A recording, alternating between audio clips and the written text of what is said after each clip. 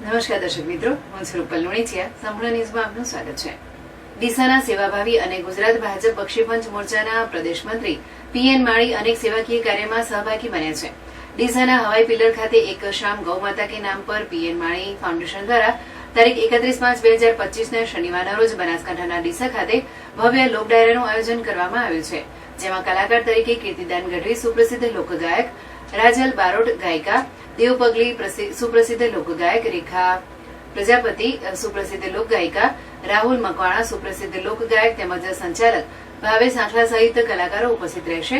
એક શામ ગૌ માતા કે નામ પર ભવ્ય લોક ડાયરાનું આયોજન કરવામાં આવ્યું છે, જેમાં પ્રદેશ મંત્રી ભાજપા બક્ષીપંચ મોરચો તેમજ પીએન માળી ફાઉન્ડેશન દ્વારા આ પુણ્ય કાર્યોમાં જોડાઈ આપણી ગૌ માતાના સંવર્ધન અને કલ્યાણ માટે બનાસકાંઠા પાટણની ગૌશાળાઓને યોગદાન આપવા માટે અમે આપ સૌને હાર્દિક હૃદયપૂર્વક જોડાવા આહ્વાન કરીએ છીએ. આપનો સહયોગ ગૌશાળા માટે આશીર્વાદરૂપ બનશે.